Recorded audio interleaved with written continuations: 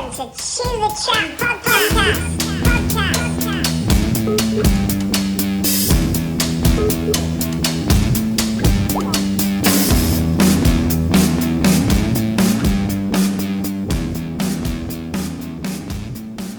What world have I brought? What will the world look like? You know, what will it be? One of the things that I really, really look forward to in probably my life, you know, once upon a time when I was a kid, I wanted to be a footballer. That was the biggest thing in my world. Then I wanted to be a rock star, biggest thing in my world. Then I was doing art and going out and clubbing and partying and being in a field with other people, dancing, the euphoria.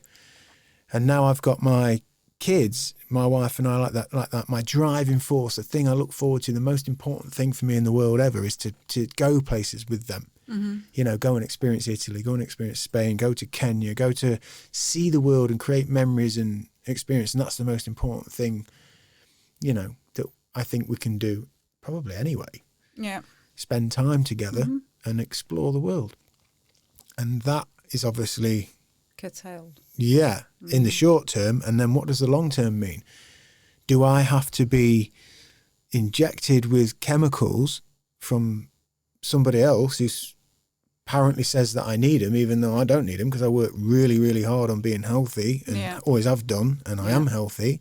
And it seems like most people are healthy, you know, like, and that's going to be the factor that I have to come up against at some point. It's like, can we see the world with our children and have experiences as a family, or do we have to pull out because I'm not doing it under those conditions? I'm not going to be coerced into a health decision of that level, you know? I think if they make it mandatory, it's that because I'm waiting on with an inkling of hope that won't happen.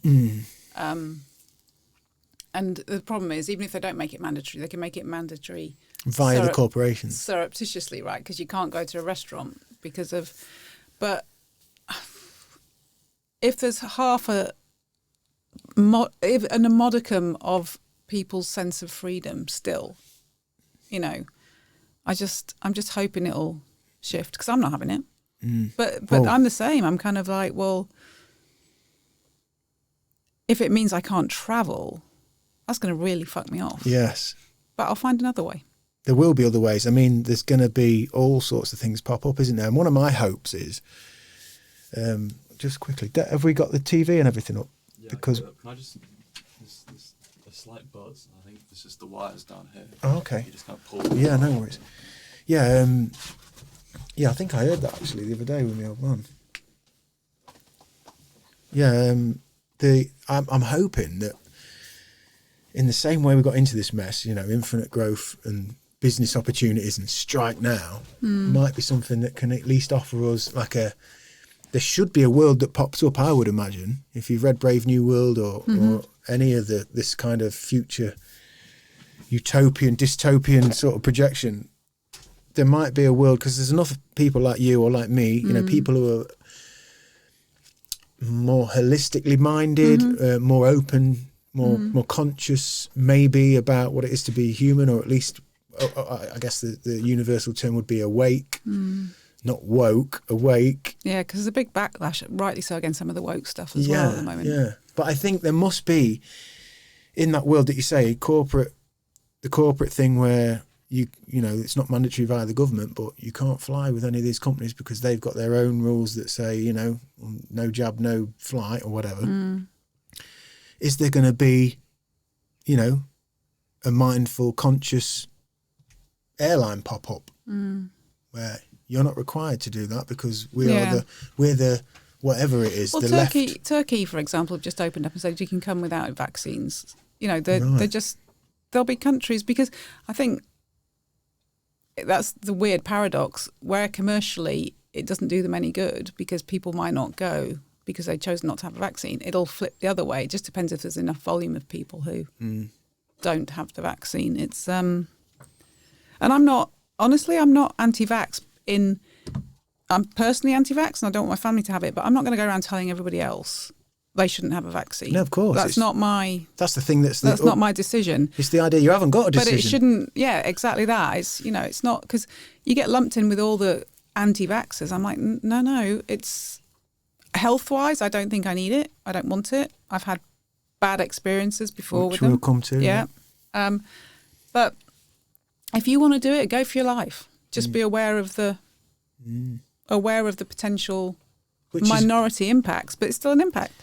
And that, but again, this plays into the censorship and the whole. This is what makes it all scary, is because it's so difficult to actually access any fair game information. We've just got like a government narrative line, and that is it. You know, this part of this conversation will most likely be pulled because we're just human beings going, Jesus Christ, what the fuck's going on? Yeah. And because we've mentioned words within an algorithm, which this channel has been hit by on YouTube. Yeah, with the shadowed us and squashed us, and because I can't not talk about what's happening in my life. This podcast was brought about by my fascination with how fucking mad it is to be a human being. It is mental. Yeah. And if you can't talk about it, then what's the point? Oh, yeah, but maybe if you just use these words or that words or just avoid that. It's like, well, no, I'm not coming in here to do it. No. I'm not saying, like you just said, you should or shouldn't do this. I'm saying this is my experience, and you are sat opposite me like 50-something other people have, and we've all gone, fucking hell, what do you think? Fuck knows, I don't know. What about this? Well, I don't know. I've left conversations thinking, I'll give that some consideration. I didn't think of it that way. But that's being squashed now, because unless you say, no, good, it's good, and you've got to do it, and you don't care about anybody if you don't, then you can't say anything. Yeah.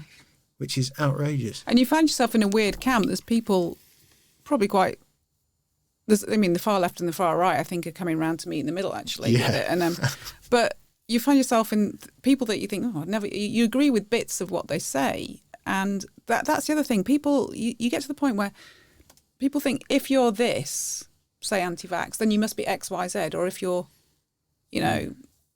extreme, if they take one factor and their knowledge of what they associate with all of that, they apply it to you as well. So if you say you're anti-vax, they'll then assume you're 9/11 hippy dippy, blah blah blah, or whatever. Yeah. And that just people's ability to sort of pass through things. Here's one, right? There's a guy on Instagram called Alex Zek. I think it's pronounced Zeke. Is it Zek? Aidan, can you remember? Alex Zek. You might be able to pull him up. Really informed, and he just writes a couple of things, and he seems to nail my thoughts just every time. And he'd put something that I'd kind of said myself online, which was, imagine if 19 months ago you'd have said to somebody, listen, trust me, right? In a year's time, you're going to be locked in your house. They're going to shut all the pubs. They're going to send kids home from school, right? They're going to tell everybody that there's a disease that's going to kill everybody, right? And then they're going to inject everybody and pay you to stay at home, and they're going to inject you with chemicals, and that's what's coming. Everyone would be like, couldn't make it up, could you? Fucking nut job. What YouTube rabbit hole have you been down? Yeah. And now, look, when you question that happening, you are a nutcase. How it's just fucking... It makes no sense. It makes no sense, which I think is why your whole thing about, are we making too much noise? Sometimes the answer is in. And not in to shut yourself off completely, but it's just an extra call to trust your own intuition on this, because there's nowhere else to go with it. That's funny you say that, because that is something that I've kind of coined, Aidan, that is trust yourself. In all these moments when I talk to people who have, been trying to do the right thing and been obedient, and like, I haven't seen my mum for a year, I haven't picked my grandchild, and like locked themselves away. That battle against the intuition has been ruled by not just the head, but what's been put in the head via the the mainstream repeated narrative, rhetoric, whatever you want to call it. And for me, trusting that instincts is what I've done the whole way through. Luckily we're able to broadcast, so I've been able to podcast because that's allowed. We're working, this is our little thing, so we're able to do this legally. So that's been great, because I've been seeing people. And as far as my family are concerned, we've been in the outdoors as often as possible. Yeah, it looks amazing. Yeah, and we've seen friends and the people that would be called dissidents, who are actually a year in are the people that are coping the best, actually, who have gone, do you know what? No, I am going to go and stay with my friend for the weekend in their house because I trust myself that this thing is not what I'm told it is. And actually, I'm responsible and I care about people and I can judge this. You choose the responsibility and you make sure it's okay with the, you find the people, because as soon as you take that decision for your own responsibility away, you're screwed with any of it. And it's like saying, well, you're not doing anything for the greater, it's not for the greater good. It's not, you shouldn't go out. And I'm just like, no, that's arse about face. If people are scared and don't want to go out, stay in. Perfect. I mean, how simple is that? End of. How simple is that? Yeah. And that's how it's always been up until now. I know, that's why it's just, but we saw what China did, and I don't mean whether or not it came from them, but they locked down.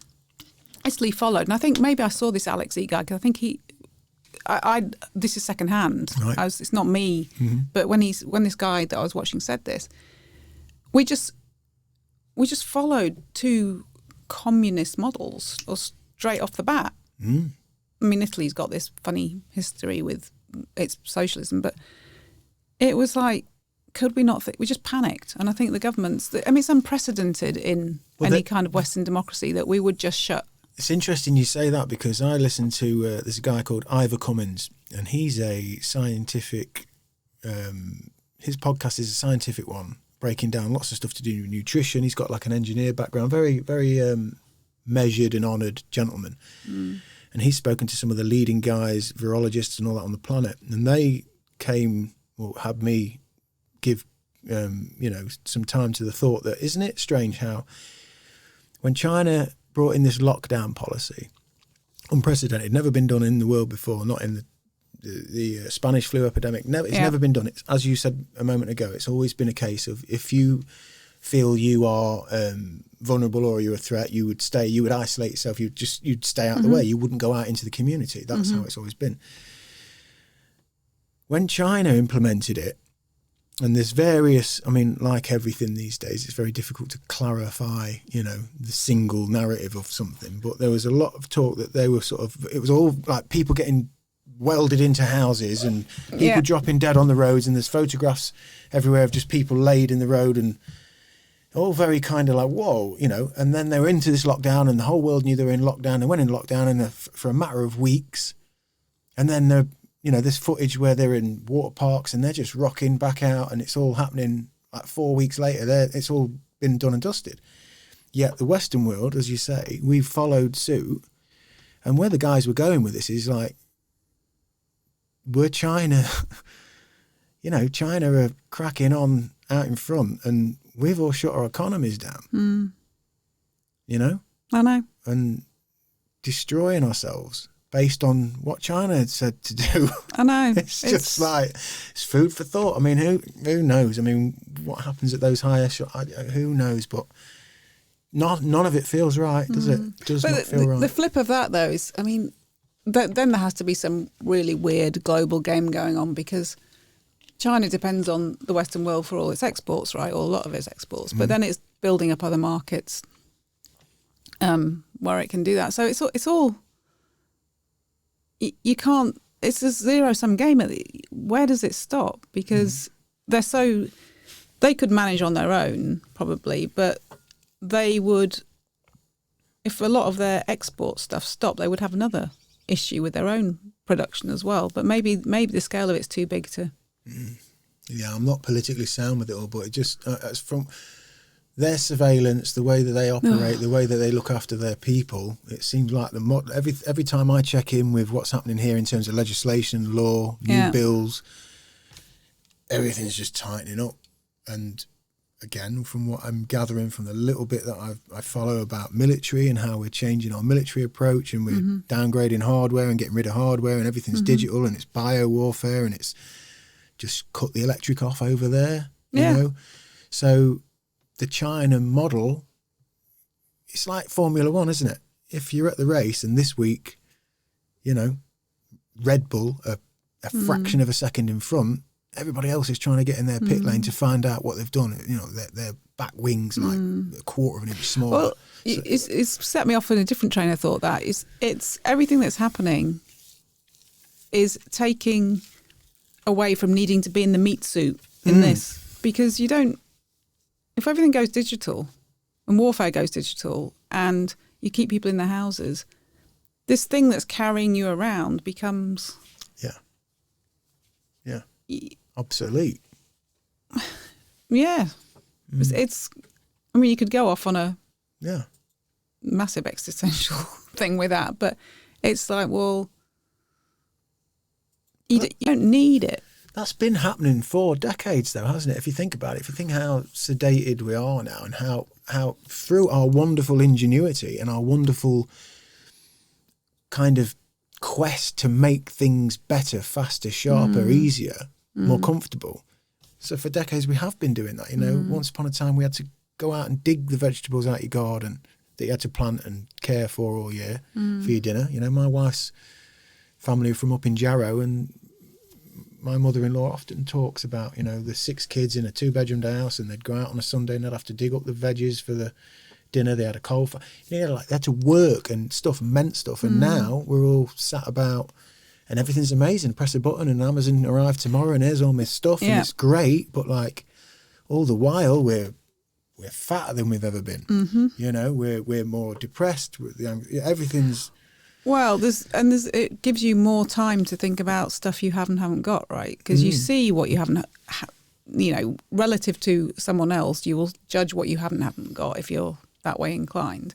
And you also have it easy. So you're left again with yourself. Whatever you do, you have to come back to yourself, because that's all easy. You don't have to work, because work can be a distraction, or digging vegetables is wonderful, but it's a distraction from being with yourself. And you take that bit away and then you make everything else easy. It just doubles down on the importance of being, realizing who you are, because all the bits that you cling to as an identity are just going. And the individual. And for the brain to evolve, I think humans have to sort of evolve in a slightly different way to get their heads around that if we're going to survive all this kind of digitalization, because we're a very physical being and the physicalness has been taken away or going. But that doesn't, I don't think it's the end of the human race, but we'll have to relate to ourselves in a very different way and get back out. Get back out into for the pure joy of it. Because more and more there is no need for survival reasons to go outside, apart from to feel the air and, you know, health reasons. But you'll have to be motivated to do that and physically make yourself go, because then otherwise you just we poof. And I was just saying to before the podcast to Aidan, we were just chatting, I'm listening to audio book by Carl Jung, Memories, Dreams and Reflections at the moment, and I'm only sort of, I don't know, 7-8 chapters in.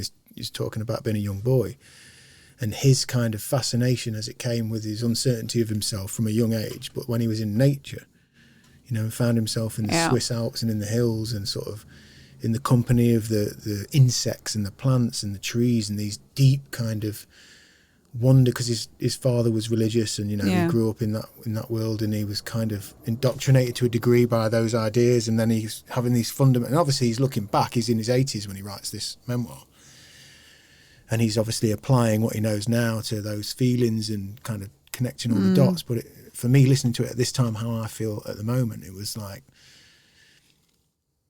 you know, we are accelerating, and I'm accepting of it, because this is what we do. We evolve. I heard Joe Rogan say once, you know, it's almost as if we are the caterpillar to the butterfly of the new human, which is this metallic, digital robot, whatever it is. Like our thing was just to be this bit. You know, we had the Neanderthal and we had the upright, whatever it was, and then.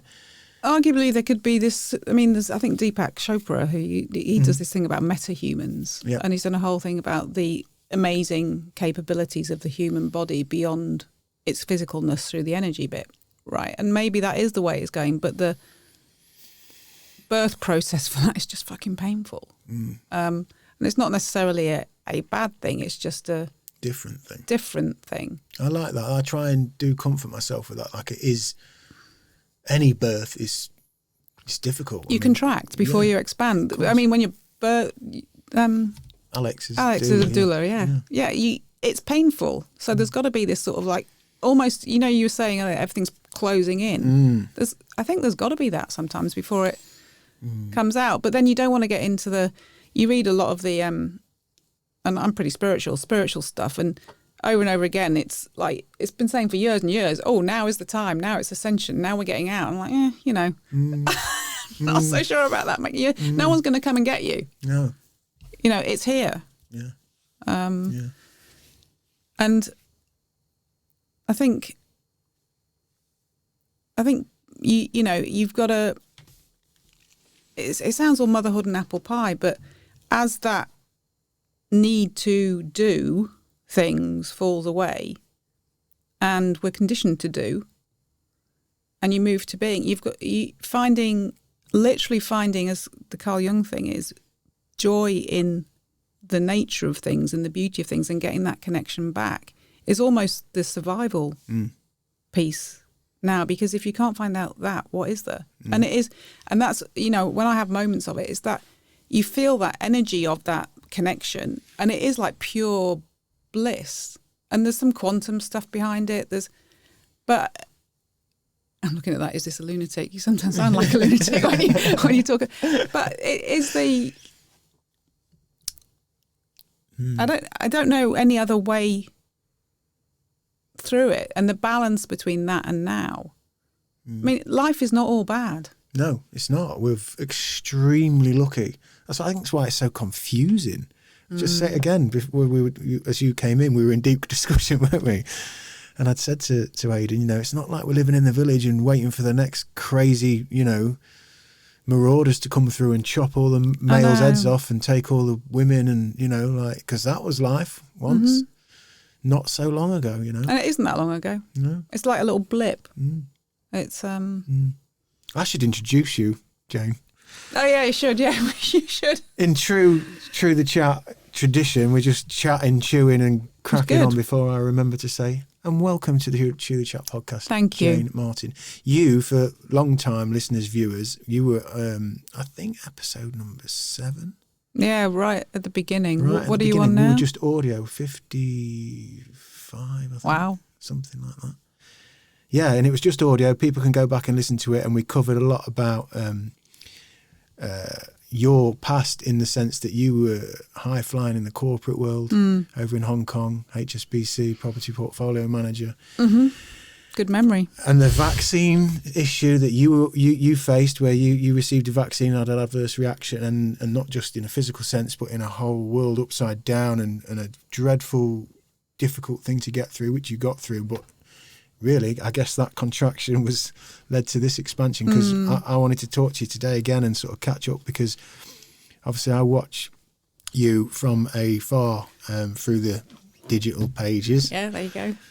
And your artwork has just been flying out the blocks, like bamboozling me. Like, I'm like, Jesus Christ, are these like old ones that you've had, in a box somewhere from university? So I wanted to know, what was your history with art before, and give people a little bit of a sort of a brief outline as to what it is you're doing as we came out the back of that podcast. Because I think when we came out the back of that podcast, you were kind of arriving at the idea that corporate life is over, and you have like a Kundalini style awakening and conscious happening in your body. And now I'm seeing you doing all this art, so I'm intrigued as to what's been happening. Yeah, we've got my brain buzzing. So on the art side, you were bamboozled. I was a bit bamboozled as well. I mean, so I had some art history, but nothing major. Like, I wanted to do A-level art when I was at school, and I didn't do it because classic, wasn't the right thing to do. Wasn't a good. It's early days, no career, and you have to be really good at it. Oh, I'm not good enough, right? And art's such a subjective thing. How do you know? And the good enough was, could you draw well? And so I didn't do it. Long story short, and I think that started just suppressing a lot of creativity that I had, and then I went down the more traditional business route. The London School of Economics. Yeah, and I just did the common thing and just went down that route and didn't really pay much attention to the artistic side, but I think it was always there. And it's funny, I remember just before I had my awakening that triggered that spontaneous thing, I'd started painting a bit before that. So obviously something was trying to find its way out. And then I've been through lots of different routes and learned lots since that happened. And I have contact with a guy in the US called Joel, who I don't know how I came across him. And he does these things, and he was born in Italy. I think he's a black guy. He lives in New York now. I think he's about 30, but he comes from a family of mystics and healers, right? And he's a great guy, and he has literally seen miracles happen with people and perform miracles. But I had this thing called a divine intervention with him because I was still having a load of things going on. I was pretty fucked off with it. I'm like, I don't want to do this stuff if I'm going to feel like this, right? Source, God, whatever you are, not on. Because it's supposed to be fun. And I was still having a load of physical stuff going on. Anyway, I had a thing with him and he said to me, he was going through my energy field.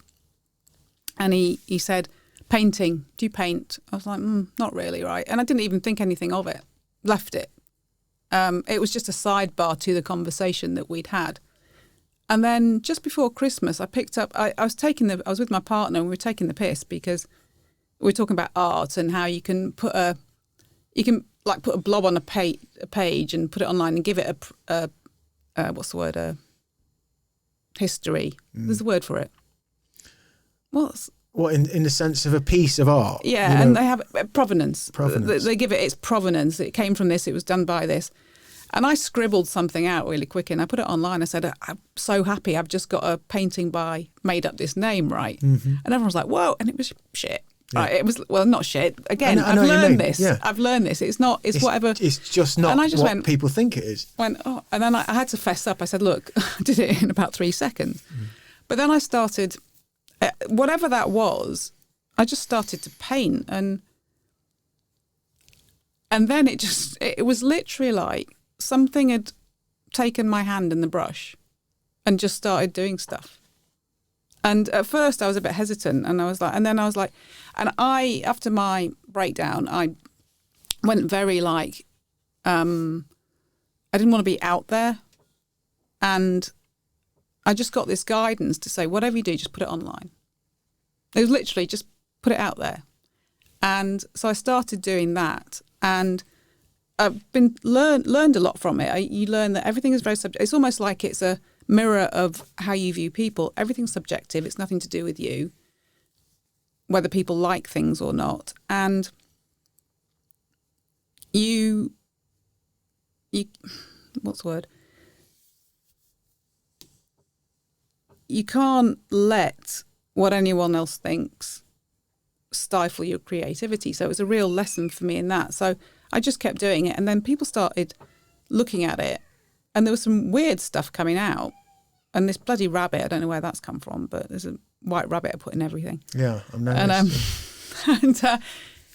And then people started liking it and I'd get people coming through the side doors and then I got people calling me saying they'd looked at the picture and it was making them feel things. Wow. Like feel different, or not in a bad way. And then a couple of people bought a couple of pieces because they wanted to put them in their healing rooms because they said there was just a frequency coming through. I didn't see this. So they just started coming out and then they started coming out 4 a day and then they started, I don't know what to say about it. That makes me feel better knowing that because I was thinking, Jesus Christ, what is happening here? But you are literally just, I imagine, getting up, doing your thing, whatever it is, meditating, picking a brush up and just gone. You're gone. But it's not all day. They come and go. They come and go and they take me maximum an hour. Really? Yeah. So it's just coming through you. You're not pontificating, you're not deliberating, it's coming and that's that and you're not perfecting anything. It's just, it is what it is. Well, it's there. I've noticed how much it seems there's a refinement now. I don't Since, know. yeah, it's moved. Like you're like the level that you're expressing is, you know, all of the images and the also pictures my are beautiful. understanding of light and dark, Yeah. which is interesting metaphor, Yeah. is shifting as well. Yeah. As you learn it, so it's teaching me that. But what I found was if I tried to, 90% of them are from head, and then other times I will see a sunset and take a picture and I'll use that as inspiration, or someone will say paint something, and that's fine. But when I have to do something perfect or commissioned without any free rein, the flow goes. It's almost like you can't tell me That's life. what to do. You know, you can't tell it what to do. So anytime I try and control it or overthink it or fit it around something, it's like doesn't work. And it just comes out. And my dad said to me, because I've sold a couple, he goes, you can't tell anybody how long they take because they won't want to pay. That's a lot of money per hour. That's a lot of money per hour. And I said, that is one of the fundamental problems with life today. We're so production orientated, and everything has to be, well, if it takes this long, it's worth this much. And that's bullshit. It's whatever it means. Whatever it means, whatever value you put on it, but whatever value you put on yourself. And when I was selling them, well, I have been selling some of them, the hardest thing I found was to get the words out of my mouth about how much it was worth, because money's bad. Money's not bad. It's another way of valuing what you do, right? And that was the biggest thing. It was like, oh shit, someone wants them. How much do I say? And eventually I just got over it and started saying it. And what I realised is I was taking the decision about value out of the control of the person who was buying, and that wasn't my decision to make. Okay. So that's something else it taught me. It's like, they want it. I can tell them how much it is, but I was changing my thought patterns around how much it should be by looking at the person who wanted to buy it and what could they afford, right? Yeah. And I was taking responsibility for their decision. All I need to do is say, it's worth this much. You make the decision. It's not like it's life or death. And so I'm jumping all over the place with this, but it's the lessons it's been teaching me is, you know, let people have their own responsibility for their own decisions. You put your own value on what they choose whether you. I think you've just summed up the first half an hour of this conversation. Yeah. Let people arrive at their own decisions. Yeah. You, and the important is you value it, but it's hard because of that commerciality you attach to things. Now, I was trying to think if that would work in business more generally, and because then honestly, it takes me down so many routes. This whole sort of customer service, people selling you things that you don't want, the manipulation around sales, and there's got to be another way of business that isn't so extractive. Because as soon as I started trying to extract from this art a commercial thing, it dried up. Yeah. Okay. Or I wasn't trying to, but I was getting sucked into, I've got to get trained, I've got to get them out. But as soon as I just chilled out and said, look, you know, they are what they are, it was like magic. It was like, well, as soon as I chilled out, then people would want them. As soon as I started trying, nothing. I think we can all relate to that in the sense of when we're young adults and we're trying to find a partner, can't we? Yeah. Especially from a boy's point of view, you know, sometimes it always felt to me like, you're young, you're free, you're single, you put your best gear on, you know, and you're shaving, you're after shave, and you're out, and then it's just like a pushing everything away. Yeah. And then you're in a happy relationship with a girl, and then girls notice you everywhere, like, oh, you know, and there's something in not chasing it. I feel similarly when I make music. I've been making a lot of demos lately. Yeah. And my wife was like, oh God, she says, this is you again, isn't it? Because I just go. I'll be gone. And again, I don't take long. It might take me probably 3 hours. I'm probably sounds like a similar approach. I don't pontificate too much. Oh, I really like this sound and this. I've got to make it work around this sound or whatever. I just play the guitar, make the drums, you know, play whatever the instruments are, and then I get front to back probably in about 3 hours, and that's it. And even if I really like it, I start thinking, oh, I'll go and re-record the vocal and I'll make sure I can't hear the kids. And you can hear me pressing the space bar when I've just finished and I'm leaning over and the guitar gets bumped on. But then I'm like, no, it just is that. And that's what it was. And I will leave it there. Yeah. You know, and then if I feel like doing another one tomorrow, then I'll do another one. And I've done that every day for the last couple of weeks. And it's been great for me in this time when I have felt a bit down. And it's funny how the music I make is like reflecting. So when I started, I was so excited to be making music again because I haven't actually made my own music for probably 9 years or something. Yeah. Just me. I've done stuff with other people, but actually just to come up with everything myself and do it myself, it's been about 9 years. So at first I'm really excited. I just took some time off work. This is about 3 weeks ago. So the music kind of, on reflection now, it's really buoyant and kind of, there's a euphoric element to it. And then in the last week, they've kind of, the BPM slowed down. Mm-hmm. The sonics are much darker. It's much more introspective. It's kind of like really, and my wife actually pointed out to me, she said, I knew you were slowing down a bit and you felt a bit, you know, and we got talking. She just knew by listening to the music. Yeah. So it's funny, isn't it? Yeah. It's so strange. Can we get some of your artwork up? Let's get some of Jane's artwork up. Oh, gosh. And have a look. Because, so how long's it been? If you go on Instagram, Aidan, sign in Instagram, and then when you're in there, give us a shout and we'll get it up on your page, Jane. Yeah. So how long's it been then? Let's give people, if they don't go back to the first episode, so where were we when you had made the Kundalini kind of breakthrough? What, you know, if we could give a brief synopsis of where we were. Where were we? I think, when would it have been? A year ago, 2 years ago? When we did the podcast? Yeah. Yeah, it's probably, we 18 months? Yeah, you were episode 7, we'd pre-recorded. So yeah, probably just over a year. Yeah. Something like that. So where was I? I was still, you know, to say I had the awakening and then things got better. It didn't work that way. I think, you know, I had the awakening and then things went like even bang! more crazy. Yeah, it went crazy. And then as I got back here I lived in Asia, as you know, and settled a bit more, got divorced. Things started to balance out a bit physically and mentally. But I still have stuff going on, and I've learned it is all energetic. And again, I kept getting, as I got better, as in my body balanced out a bit and my mind balanced out a little bit, so not always been taken by these images and thoughts and things that were going on, but still having them.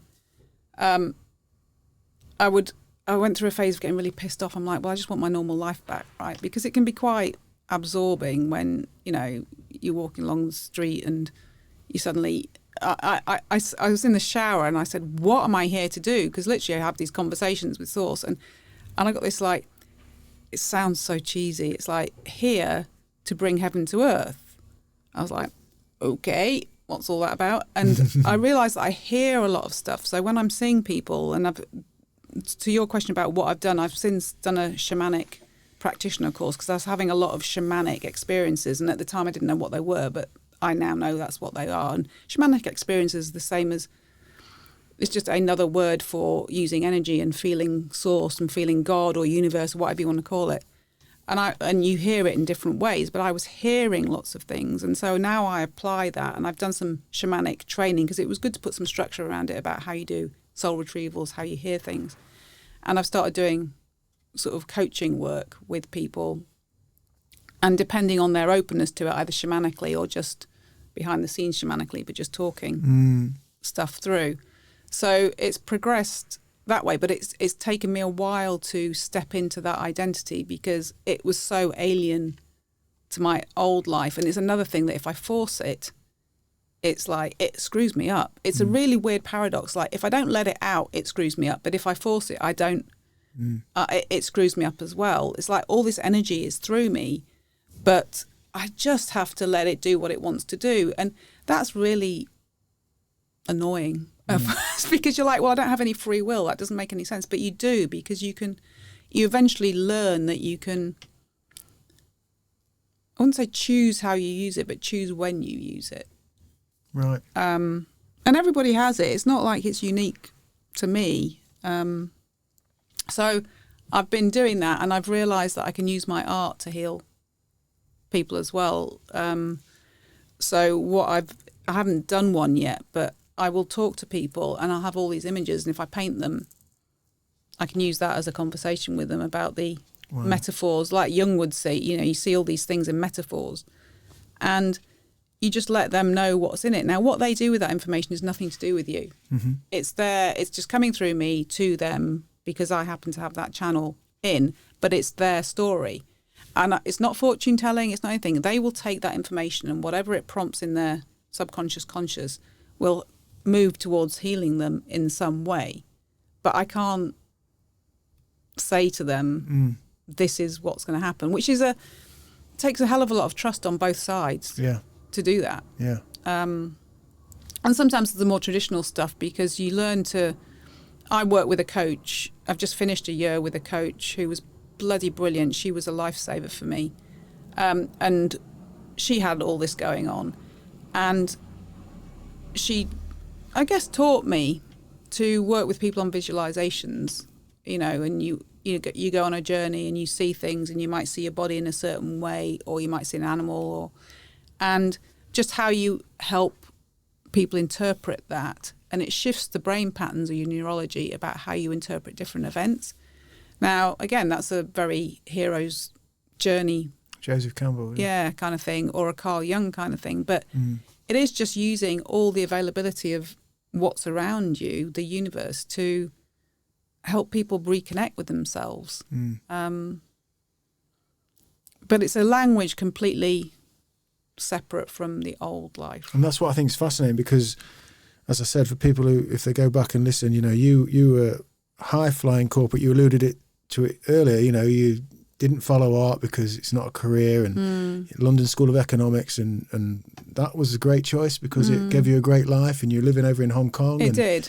Everything's great, but then the bizarre, not I don't think it's completely the vaccine, is it? You're going through change anyway, but you had this crazy reaction. And it literally flips your whole perception of yourself, being a human being, the world itself. Actually, this could go down a different track as well. I saw something just last week about vaccines and how because after I had the vaccine, I felt soulless. And what was the vaccine for people? It was an HPV vaccine, which was, I had meant HPV. For younger people. Yeah, meant for younger people. Could have been dormant for however long. The doctor in Hong Kong, I had some dodgy cells, which were HPV related, and then got in a big panic about cervical cancer or anything, but didn't have any of that. Again, your mind takes you places that just doesn't need to go, really, a bit like COVID for a lot of people. And she said, have a vaccine. And my gut, it was such a weird experience. My gut said, don't do it. Then I got this voice that sounded like my granny said, do it. And then I had it. And I felt like I died. I felt like I'd lost my soul. That's the only... I remember you saying, But I read an article last week because vaccines are obviously very prominent again at the moment, that said there's a gene called the God gene, which is VMAT2, and people who have an expression of this gene tend to be much more spiritually conscious. Again, this is just research. I'm not saying this is definitive or anything, but vaccines have been shown, I think they did some study somewhere, vaccines have been shown to play down that gene or turn it off, so you lose your connection. And when I read this article, I was like, holy shit, it just described how you could lose a bit of your connection to, it doesn't have the same, but it was literally, I can even pinpoint the time it happened. It was just like, whew, it went, and I've had to pull it back. Now, in a way, it was a gift. It sounds cheesy because I had to re-examine everything and really build up a sense of self-worth. And I'm still working on that. It's not all perfect. But it was like something just got pulled out, a bit like my life force got pulled out of me. It wasn't just the vaccine, but it didn't help. No. And the way you have turned it around, and I like, because you reinforced this to me when you came in the studio, I can feel it closing in, but that's probably mean it's gonna expand again, and we're gonna learn something, and going through the difficult bit is what leads you to recognise what is meaningful, isn't it? It's a very feminine, and I've struggled with this because I lived in a very male environment and got 3 brothers, but it's a very feminine, and I don't mean gender, but there's a whole yin yang thing. It's a very feminine way of becoming, because it is about the creation process, the birthing process, the being a bit messy, not being entirely structured. And that was kind of killed in me through perfection, and letting that come back in, but allowing it to be supported by the masculine bit of me as well, because I went through a whole phase of fucking hating men. Like, right. I had to go through everything and seeing all these different shades. That's another hot topic at the moment. Yeah, and that has been interesting as well, because I think a lot of we'll come on to that in a minute. So I had to sort of pull back on my feminine side. And I don't mean femininity, but just allowing to receive things, right? And building back a trust in the structural side of things as well, so that both of them come together rather than it being one or the other and the extremes. It's trying to build it back up. And again, that goes backwards and forwards with it. But the creativity is a very female process, and that's going to sound like, oh, men don't do it. That's not what I'm talking about. It doesn't even help to call them male and female. It's just that balance of egoic, which is typically masculine, and this thing which is much more feminine. And you could read up a lot about this, but you get stuck on it because everyone will start, oh, you're a raging feminist, you're this, that, and that's not what I'm talking about. Everything. It's nothing to do with that. Love men, right? But it's finding that balance. And with the thing about, men at the moment with Sarah, I think you're alluding to Sarah Everard. I do think that's an issue. I think it's sad that you can't feel safe, but I don't think don't let that polarize, because there's great men out there. It's not every man, and it's a very sensitive subject, because I think that can do a lot of good, awareness of it, because I didn't feel safe walking around the streets of London a lot. But we've got to work with men and women to fix stuff like that. But I think the more we polarize against white men, honestly, and this will bring in the Black Lives Matter thing, I think we're going to be more fucked. We've got to address that. And actually what's happening is we're addressing rightly so, what's the word? It's not weaker. We're addressing the minority, like the weak feminine, the suppressed black people. And this is, I'm probably not reusing the right terminology, but I don't give a fuck anymore, because you can't keep up. It's nonsense. You're a human expressing genuine. Yeah, it's nonsense. So I'm sorry. I'm not sorry, actually. I'm not sorry at all. We're human beings trying to discuss what it is to be a fucking human being. Yeah. So I think the more we point, we got to get in and say, guys, white people and men have been blamed for a lot of shit. But if you keep blaming and you can't, I'm not saying dismiss history, but you can't move on. We're going to get nowhere, and it's going to. The more you're told that you're bad, the more you're going to become bad. 100%. And you got to address it with, we're targeting the people that have been oppressed. White men have been oppressed and are becoming more oppressed. So you can't fix. We're being oppressed by speech and not being able to voice. And I know a load of kind of brickies and traders, and they're all sitting there going, what the fuck am I supposed to do? And it's like, they're good, normal people, right? And a lot of people came round the side after I've done some sort of Facebook lives about not knowing what to say, not knowing how to be. And so many of them are men, like friends who are just kind of going, that's me. Yeah. I do not know what to say, who to upset. I don't know who I am now. Yeah. Because we must have the freedom to express ourselves, because not everybody's going to be right about everything, whether it's emotional, factual, intellectual. No. That's how we are, We will always learn, we will always tidy ourselves up, but we have accelerated this, homogenizing, disinfecting, bleaching of like expression. We've sanitised it. Yeah, and now, and given the way we communicate in the internet now, and you know, you've got 6 billion voices in your pocket. How can you say that's a any? good name for a song, that. Yeah. Write that down, Aidan. I love that. 6 billion voices in your pocket. How can you? How can you? You can't not upset somebody, you know, and the internal. As you mentioned earlier at the start of this podcast, you know, we always arrive back here at me. That's being diffused and just smoked out of the individual. Because people have to grow up and take responsibility. So I think I did a post on my coaching thing. I said I was trying to be funny. It wasn't very funny, but the best anti-inflammatory products on the market, I said, were not getting offended, full free expression, and taking full responsibility for yourself. I love that. You know, I love that. you don't need to take a pill. You can stop your body being inflamed by managing those 3. Now that's not easy, but That's why we don't do it. That's why but we want the pill. if you allow full expression and you don't get offended, it's like, you know, it's a generation of freaking snowflakes in terms of I'm offended. We've cultivated it ourselves as well, and it's going to be some distance in the future before we realise the impact of what we've done. You know, I think again my toil has been, as you pointed out on my post. You know, like, am I just adding to the noise? You know, because we set out to do this. I've always done music from an ego point of view. It's clear. My family told me enough. You know, I've always wanted to be seen, to be heard.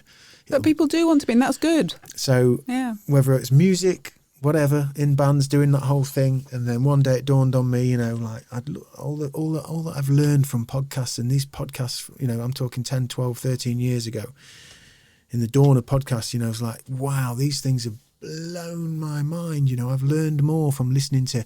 What really stood out to me was real people talking, because a lot of the podcasts I listened to, it wasn't necessarily the Ricky Gervais and the people with profile and these kind of radio shows that morphed over.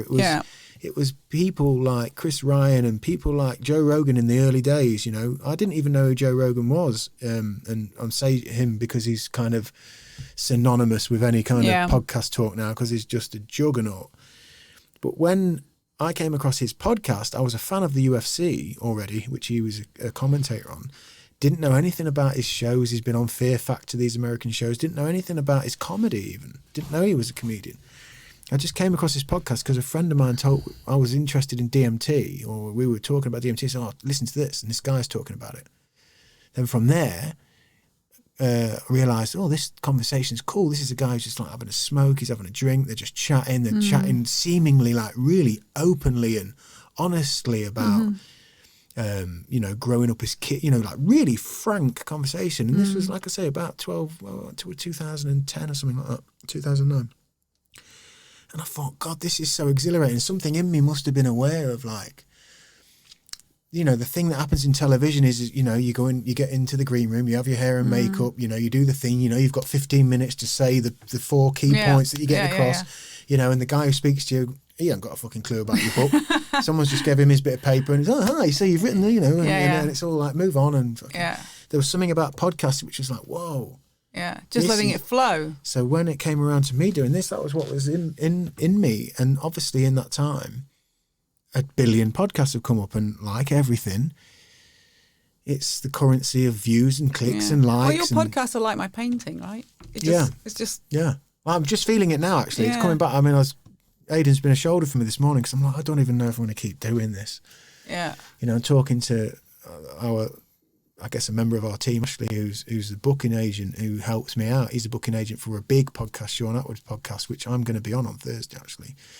One of the biggest in the UK for YouTube, huge, 600,000+ subscribers, and, you know, big channel. And he was like, look, you've got to keep going, your own words, keep shoveling. And I'm like, yeah, and I toil with the idea that I love sitting here and talking to people about life, because you learn so much, and I'm getting a bit of it now. Well, I am getting it now, because before now, I don't even know if I'm going to keep doing this. I just feel like I'm just adding more fucking noise and my opinion into this whole thing that I'm complaining about half the time, which is just fucking information and ideas, and so this is it's been strange for me. Yeah, I think it's times like that I've found that just coming back to the joy of expression, because doing these podcasts is just there'll be lots of things that will click with people, right? That you don't even know. And that's what I found hard initially with, I was very much with the art and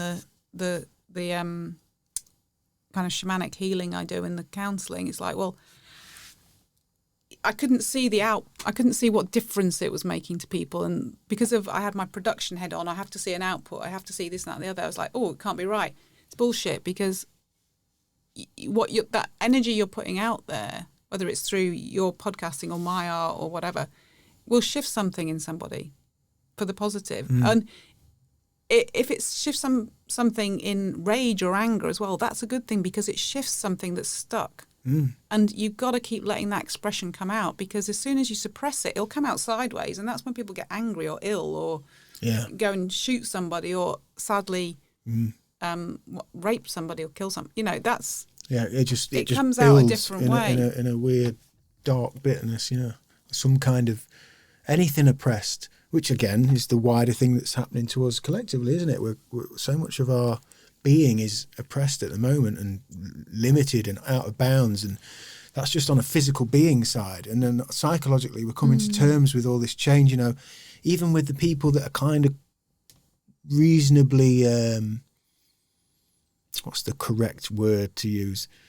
Comfortable with being out and about and going about their lives. Even with some of them, you can feel like oh, hello, Maggie, I haven't seen you for a bit, and you kind of get, and there's a bit of back and forth because how close are we, and there's all this subconscious we're cool, but I'm not quite cool.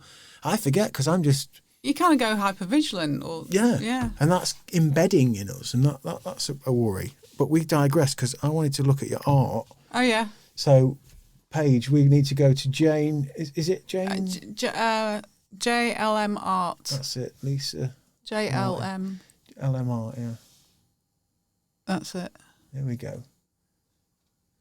So if we scroll back down the bottom then, so coming back to where we were before we digressed into being human. There is quite a lot, isn't there? There's gams of it. So if you go right back down the bottom, so we were coming out your timeline, Jane, where you were piecing yourself back together after, kind of vaccine being the final nail in the coffin of your coming around. Then you have your awakening, you start remembering the brush, you pick the brush up. When's that, and when does this start happening? It started just before Christmas. This Christmas just gone? Yeah. Is it that? Oh, hang on. Where are we? That's January 11. Jesus Christ. I mean, that's pretty basic. But there was one before that. There was one that I literally did this. This is the scribble I was talking to my partner about because we were laughing about art. And I did this big sun. It's not on here. And two little people. And I called it the space between or something. Right. And then, again, put this provenance on it. So that started it. And then this started coming out. And... I was embarrassed about all this at first because it's so basic, but then... Yeah, but you say that. But as much... It's funny because I've learned this. I mean, a guy from... This is going to sound like aren't I great? It's really not this. A guy just bought one of my prints and he went to the Royal... His art is stunning. He went to the Royal College of Art and I'm like, this is just weird. And I had a chat with him. He goes, it's not about... that. Yeah, It's exact. He bought this for his wife. She says because his wife saw this. It's a picture of a rose and it's some little people picking up a rose, and he said it just made her feel good. And he said that's what it's about. So you hear all these stories. Now I don't know where. Well, you said it yourself earlier when you were doing art, and I remember that. I loved art. I went off to art college, and I remember kind of thinking that unless I could really be refined with my drawing or my brush, then I'm not really good at this. Or if I can't. Copy that drawing down and reenact it here or whatever it is. But actually, it's feeling, isn't it? Yeah, and there's this rabbit showed up at some point. Yeah. So now that's the extension. Then the ones that are more sort of woo, that green one with the sun in it, planet thing. Yeah, they have frequencies in them that are coming from somewhere. So, is that come from the mind? You said 90% it's all is from the coming... mind. Yeah. But as much of it is in the names as well. Sometimes I call them things. Yeah. I don't know. The Great Escape. Yeah, that was kind of, that was much more popular than I thought it would be. just lots of people climbing up and getting away. And are you finding yourself, as you're doing these paintings, as we're scrolling through these, and I can't believe it's as soon as then, it's just before Christmas or just after Christmas. Now that one's interesting because when I did it... me, can I just say what I think of that? I think I know what you're going to say. What's it look like? That's a vagina. Yeah. And that is like radiating. So that's really, life. that's an interesting one because when I painted it, I do a thing called Orgasmic Meditation. Right. As that well. sounds good. Yeah, it is. It's been very good. But that, when I painted it, was literally a candle with a flame on it. And I was just painting and painting and painting. And actually, after I'd finished it, and I called it Eternal Flame, I looked at it, I thought, it looks like a vagina and gushing. And that is about creation. It's just, you know, and I was just like, shit, you know. Yeah. But that one, people either loved it or hated it. And it was really interesting because once you see that, you can't unsee it. But I think it's really cool. But I literally go on fire. And again, it's not a female thing. That's one of the ones I noticed. I thought, fucking hell, Jane's. Oh yeah, that like was. You're I starting found to orange. I tell you what, orange, awesome colour. refine though. Like if I start looking at your style is definitely Changing. Yes, it's changing, but it isn't changing. It's refining. You've got this kind of sort of. There's I don't know what the right word is. I am not an art fucking connoisseur, but you've got like a. Neither am I. Now you've said that you're doing them quick, and I knew you must be doing them reasonably quick because I kind of had a vision in my head that you're getting up at 6 a.m. and you're just like one after the other, and you're just driving at it. But you know, now I know that you're sort of an hour or so. It's like you're just following the brush, but the brush is probably still moving at the same speed, but you're just starting to really, I don't know, refine. Yeah. I don't know if it's perspective or what, but you can just see it coming. Yeah. Oh, there's those little men as well. They're around. Yeah. That was... so many. So are you kind of, is it every day, or are you just like, today's good, I'm feeling it, or not feeling it, or is it automatic at this point? I had a bit of a mini contraction where I just couldn't, I stopped. And I have to let it not run away with me as well, because I could, you know, I wasn't doing any cleaning or ironing and all that kind of shit. So you have to find a bit of balance, but, you know. On the wings of love, is that what that is? Yeah. On the wings of love, yeah. I kept dreaming about doves, so. And that's all about sort of Christ consciousness coming back. And not getting religious about it, but it's a feeling. I learned some interesting stuff about Jesus and his shamanic capabilities. He's basically just channeling this thing, and he was very good at it. And people didn't like him for it.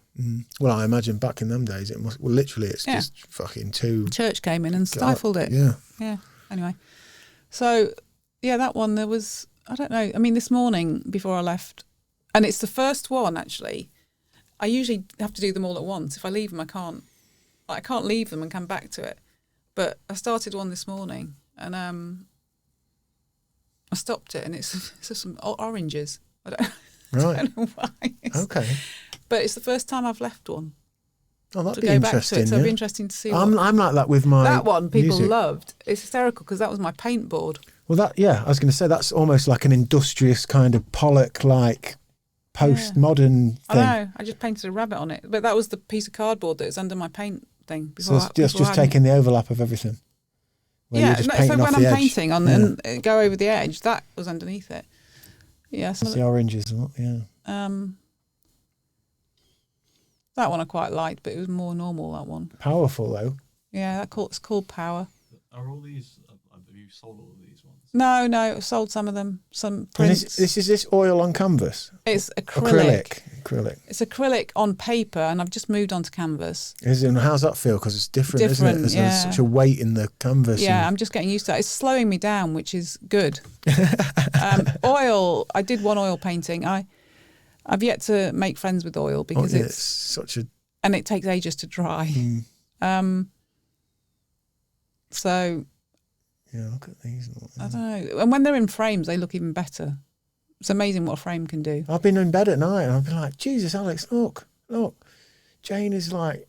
You see that one? Can you see the painting that was underneath that? There was a sun behind there, and I didn't like it, so I painted over it, but now it just looks like a planet. And that's the beauty of art. You can do something and you can make a mistake in inverted commas mistake. Happy mistake, we call it in music. All right, same thing. Yeah, like a little happy mistake. And it's just, there's so many metaphors in the art process that you can use for life, and if you can learn from it. I love the colours of that.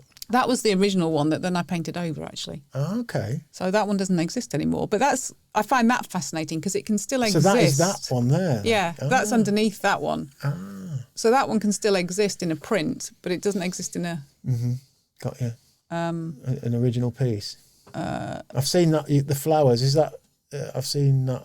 You've framed that, haven't you? That yeah, I've framed quite a few of them. City by the Sea, we were trying to name that one, and John, my boyfriend, said, we should call it 2032 because he goes, there's no cars, there's nothing, all the lights are off, and it's what Greta Thunberg said would happen to all the cities. And I'm that's a good point. I said, but that's not what came out. I want to call it City by the Sea. But he said, he could make it into something. That one with the storm, literally, with the rabbit in the one on the left. Yeah, that one. I've got a postcard made out of the precursor to that blue road going down the middle of it, and the rabbit's just sitting in.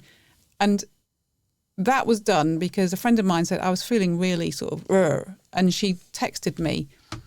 And instead of texting her back, I just went, this is how I feel, and sent her it. And it turned into a painting. And you know.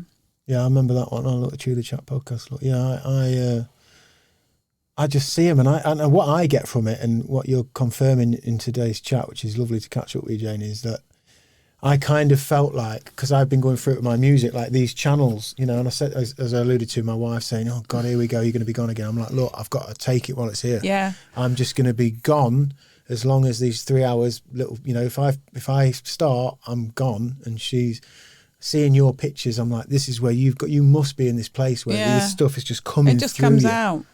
And look at that lighthouse one. There's a lighthouse there. Yeah. I love that one as well. Some of them look kind of arty, and some of them are just sort of scribbles, really. But for me, I don't know if it's because I know what I know regarding you, Jane, but I can see that this is art in art's realist form. It's like it's coming out of you. It doesn't. Yeah. And I've been listening to a guy called Anton Newcomb, who's the frontman of 90s. Well, they're still going, but they're big in the 90s, or they broke through in the 90s. The Brian Jonestown Massacre band, like a grunge band, super independent. His principles are amazing. They've helped me actually lately. And him talking about, because he's famous for his output, like double albums, just fucking hundreds of songs. But he's got this rawness to everything. Mm-hmm. Similarly, you know, he's in, he's out, he's not perfecting it, not recording it again or get the better amp, the better. It just is what it is.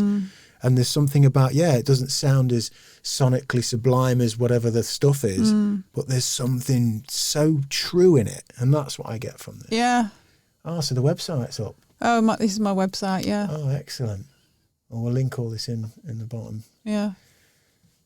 Blogging as well. Let's have a look at the blog. I haven't got many blogs on there yet. I haven't uploaded them, actually. I need to do that. Forget what you were told before you get too old. How about that? Well, that's Snow Patrol line. Forget what you're told. You know, and because I would get loads of song lines coming to me, telling me, and they would be coming as guides for things. I've put some of those on my actual Facebook thing rather than on that. Mm-hmm.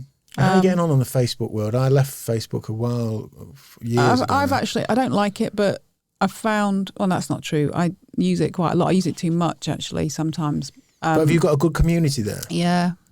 Yeah. But they're all going through the same thing you were talking about earlier, the censorship, because the community there's my still friends from the old world. Some of them have come into this a bit and some of them haven't, but they're still friends. That's cool. But then there's the community that I've got into that are more, I don't want to call it alternative anymore, just this different mindset. And so many of them are getting censored. Yeah, we had Cash Khan from Educate, Inspire, Change, one of the big pages when all those pages really started popping up about 8-9 years ago. He had like 3.5 million followers. I think I listened to that podcast, Yeah, and just woke up, gone. 8 years of work, a livelihood, a staff, like 10 people working on that page, gone, because it doesn't chime with whatever. It's not telling you any medical info. It's not telling you to do this or do that. Or don't. Just these are ideas. You know. Have you heard of golden paste? If you mix turmeric with black pepper, it's really, really good for this. Lavender oil. I know. It makes no sense. You know, outrageous. Outrageous. That's why this is all the more important, you know, and having your own website and your own channel as well, I think, to get to people. You've reminded me that I should probably update that bit of it. I've been updating the art bit, but I haven't been doing anything else. Podcasts. So you're going to do podcasts? Well, I'm going to put this on there. I've done a couple with, this is my coach, Alison. Oh, yeah. I remember you talked about Alison last time. So I've done a couple with her. I'll have to listen to them then. This is something I think people, and I've been saying this because we've recently built a little website just because I think we have to, because Aidan's, again, pre-podcast talking to me about, you know, we've got the ability to code, he can build stuff, you know, at the end of the day, when we get pulled off of YouTube and get pulled, just like, and I think the culture's going to have to be more, there's a flippancy when we're scrolling through Facebook or through Instagram and we're like, oh, I like that page, and then you scroll through and there's your Auntie Doris and there's whatever, and oh, there's one of Jane's, yeah, oh, lovely. It's not the same as, right, I'm going to go and check out what Jane's doing, right? Jane, go to Jane's there's website. More commitment to it. That's true. And I think we need to. I think by design that's going to happen because I think the people, let's not say alternative, but on whatever wavelength, are going to start to go, do you know what? This is just whatever. I'm going to go to that website, and then all of a sudden, the 35 things you think you're following every day will become 5 that you really are following, because I'm following the podcast, I'm following Jane's art, I'm following UK Column, and I'm not just looking at 50 because again it's a distraction. Yeah, just all this shit in between the bits. Oh yeah, stop on that and have a look at that. In between, you know, oh, there's a fucking beautiful woman in LA doing press ups and fucking, you know, whatever it is, or oh God, you know, just to get to whatever. I think, oh, I'm going to go to, and then the word of mouth kicks in again. Oh, you need to check out Jane's. Exactly that, right? You know. Yeah. Yeah, the website is a powerful move. Yeah, but Alison's a very, again, similar background to me, same experience. Yeah, she came into your life at a good time as well, didn't she, to help guide you a bit with it all and how to use it. Because I've seen her with it, again, divine timing. I'd seen her on a documentary, and she's turned into a great friend, actually. So with the art now, then, I mean, what are we on? It's only mid-March, so it's only 3 months, isn't it? Well, some bloke who I know. I don't know if he was joking or not. He said, I want to buy all of your spring collection. Right. And I was like, oh, okay. And I'm like, that's everything. So you might want to be careful what you're saying, mate. Which ones? So how, when you've started to do it and you're putting it out, I guess that first painting, you get to the end of it and you think, fucking hell, look at that. Did you say your boyfriend's John? Was it John? John, yeah. And John's like, yeah, that's really cool. That's good. And you've enjoyed doing it. And like, yeah, you know what? I'll take a picture of that and share that. At what point do people start to recognise it and start to see it? And I mean, it's hard. That's a good question. I don't know. A friend of mine said, oh, you should make those into cards. So I did. So thank you, Kaza, for that. Yeah. And started doing, I mean, it's never going to sort of keep me in clothes, but it's really nice to think that the art's going out there. I think so. I can't remember. Someone just asked me if one was for sale, a tree that I did, and I was like, oh, you know. And then people just started, like I say, telling me. I did one of a green. I don't know if it's on there actually. A green sort of view, and it looked like watercolors, but it wasn't. It was acrylics, and this lady I know who runs a acupuncture and that's the one, centre, she says, can I have the original? And I said, yeah. And at the time, so we swapped, she did a session with me and we did a swap rather than monetary exchange. You know, what she would usually sell to one of her clients, I sold her the picture. And then I had a session with her, which was really... My wife's doing that. That's another thing that I'm really pinning hope on, that in our community... You know, when this thing does become apartheid, you know, this exchange. Like my wife does acupuncture and massage and stuff for the girl up the road and who does nails. When you think about it, money is just a facilitator of that exchange. So you can. It's another thing I'm still getting my head around. You know, the demonisation of money. Money is just a thing. It's how it's used. It's been necessary as well, hasn't it? You know. But. I like the exchange. Look at that blue. Yeah, that's Derbyshire actually. That was from a photo. That one was interesting. Yeah, that is interesting. For me, it was a swimming pool. Yeah, really high about up to dive in, but again, people's psyches and what's on their mind. Yeah. A bunch of people said, "Oh, it's scales." Or it's a door. Standing on scales. It's some kind of door or like black hole, blue hole. Yeah. Love is waiting for you if you dare walk through it. It's the unknown. Yeah. That one, the second one, can't be ever for sale because there's a picture that's about A4 size I did, and it's about 2 inches in the corner of it. Okay. Oh. And it looks like it's literally, I took a picture of it as a joke. So that can be for sale as a print, but it's not a... Right, got you.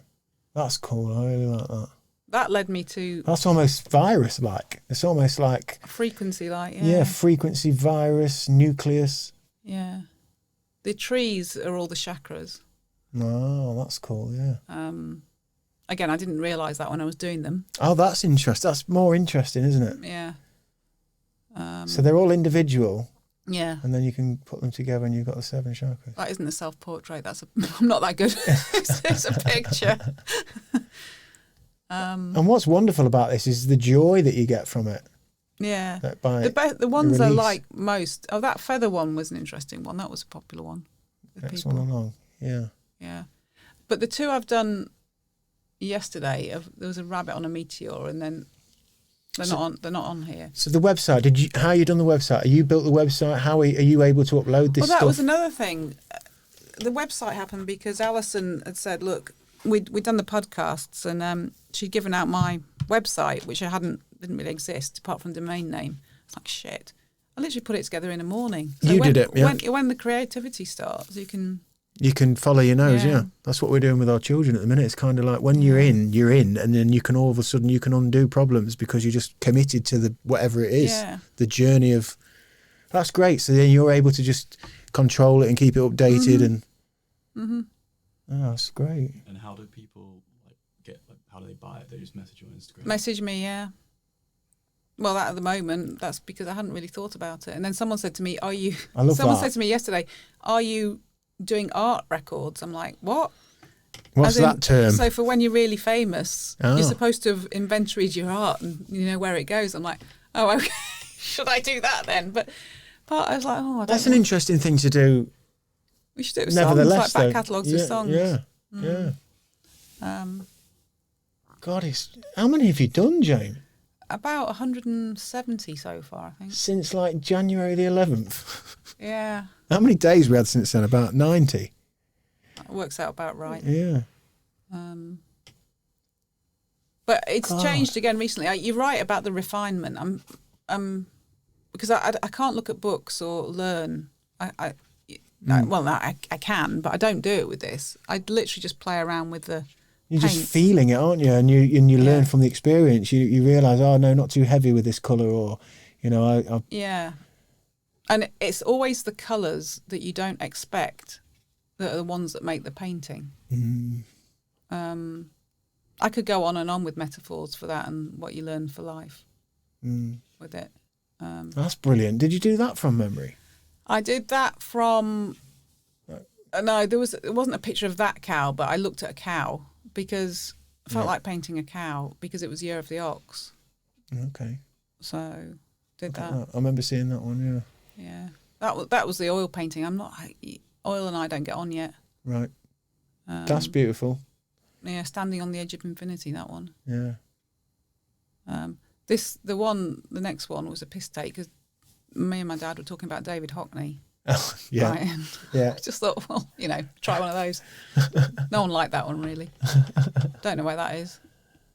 God, it's amazing. It's funny because you're making me look back at them and think, oh, gosh. Yeah. Where do they all come from? And does John paint? Does he do? Well, he's a painter and decorator, funnily enough. Okay. So, no, but he is quite creative. He used to do lots of metal work and stuff. But he's a bit like Alex. He loses me to it. Yeah. He's like, will you stop fucking painting? I'm just like, well. Yeah. But he's pretty patient with it. Oh, that's amazing. That's amazing. So you're at that strange point then, I guess, where, as I mentioned, Anton Newcombe from the Brian Jonestown Massacre, his whole career, which is successful, but it's been based around this paradox of like wanting the music to be with everybody and everything and be as far and wide as possible. but not wanting to be part of that structure. The miasma of it all. Yeah, the you know, the deal and the sell and the contract and the ownership and all of that. Yeah, and that's exactly where I'm at. And it's there's a model that will come out of it that I think can be applied widely. And, you know, it's not just me saying this. I think other people are already going down the route. Just a different way of exchange and doing business. And, you know, I would love it if I could. I wouldn't love it, that's not true, but sometimes I think maybe it's what I have to do, is going back into big corporates and saying you can change the way we do business so you don't kill people. I'm being inflammatory in those words because, you know, but in the process of how you do things. But it's, I mean, ultimately it's just with the individual. I got this message download this morning about, I can't remember what the phrase was. It was like, God,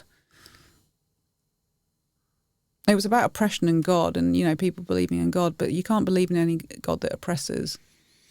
Ultimately, the true God is the individual. I can't remember the exact phrase, but it was just coming through me, and it sounded initially like quite a selfish phrase, like, you know, it's all about the individual, but it is all about the individual. And that doesn't mean selfishness. No. It means truth. And then, and until you know that, you can't really help yourself, help other people.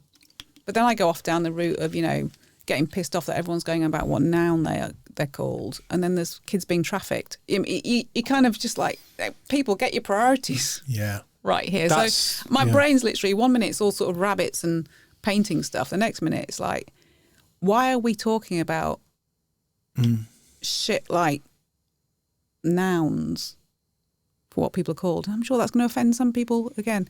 When there's real record numbers of children going missing and child abuse and depression, real and shit, broken families at every corner because we value everything on profit. You can call people people can be called whatever they want to be called. And there's Jordan Peterson. This was a big part of what brought him to prominence. You know, with 12 Rules when he was a lecturer in Toronto, and he took it upon himself to film his lectures. And for people who don't or haven't followed anything, one of the first ones that I watched, he used, talking in metaphor, he used the Lion King movie and took his class through it and all the archetypes of like biblical representation, you know, like evil, good, the hero, the villain, you know, all these basic archetypes.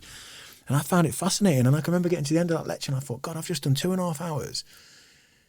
And at this point, with hindsight, to say, oh, this guy's Jordan Peterson, who's just written this book, and he's like the most prominent philosopher of our times at the moment, probably.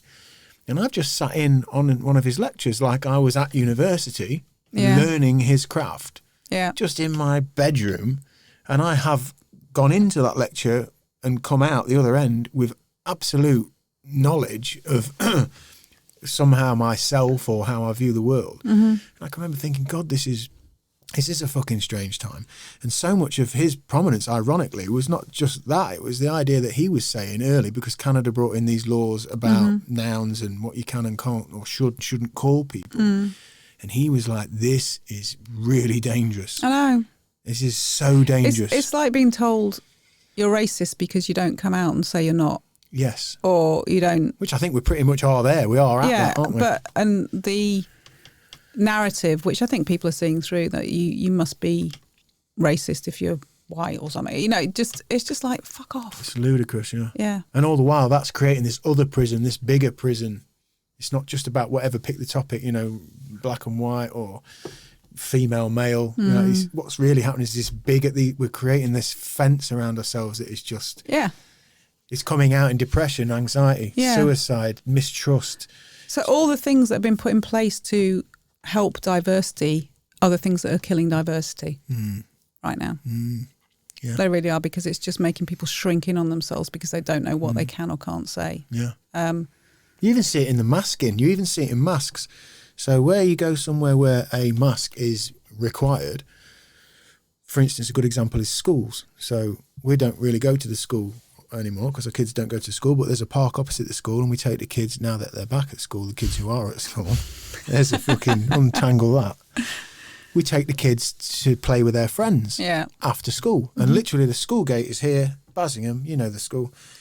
They run out onto the park and the parents are stood with their masks on and doing the right thing that they believe is the right thing because that's what they're told.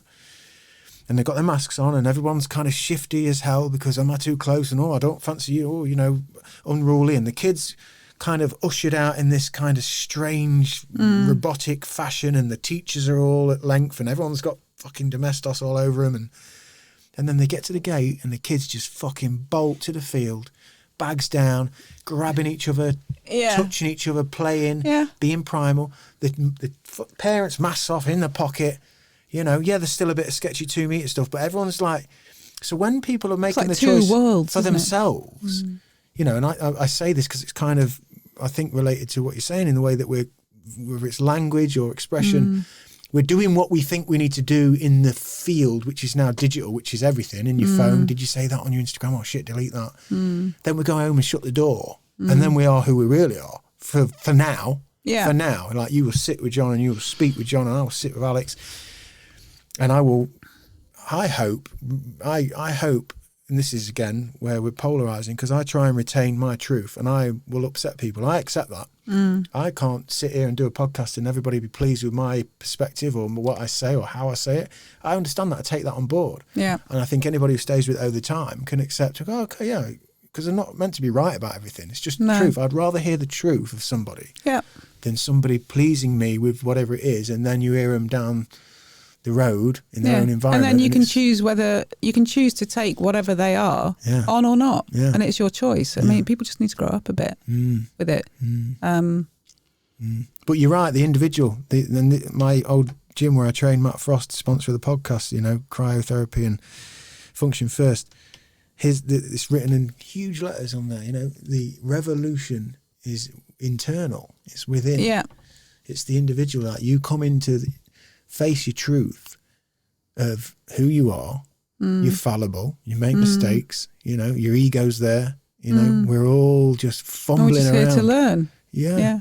And it won't always be happy, clappy stuff, but no. Well, you've lifted me today, Jane, because like I was saying, yeah, definitely, man. I'm glad about that. Well, you're just forthright and truthful, and and you're going through so much, and I do implore people to go back and check out the first episode that you did with us. I think it's episode 7.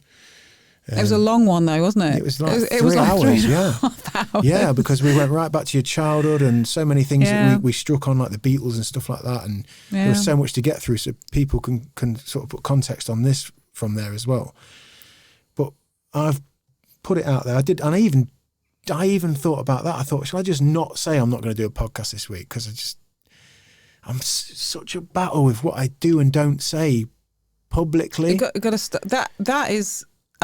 It feels like a real pressure cooker at the moment, that sort of stuff. I think people are good generally. I just thought there's some shits around, but people are good. And if you oppress what the shits can say, you don't find them either. If that, yeah. And then they'll always have their reasons for why they are like they are. But I've enjoyed. This is what I enjoy. I enjoy this. I enjoy sitting down and just.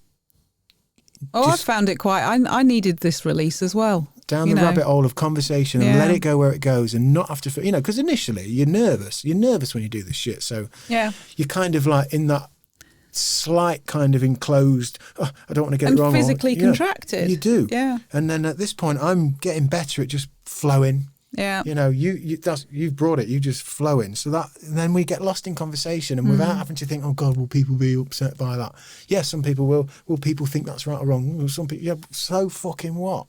Got to get over that. And because actually doing this has made me feel good again. Good. About doing this. So that's awesome. Well, I've really enjoyed it. I loved it actually. Yeah. Well, we'll do it again, because we need more and more of your energy, and I think. But in fact, we'll get to that. Let's go there quickly.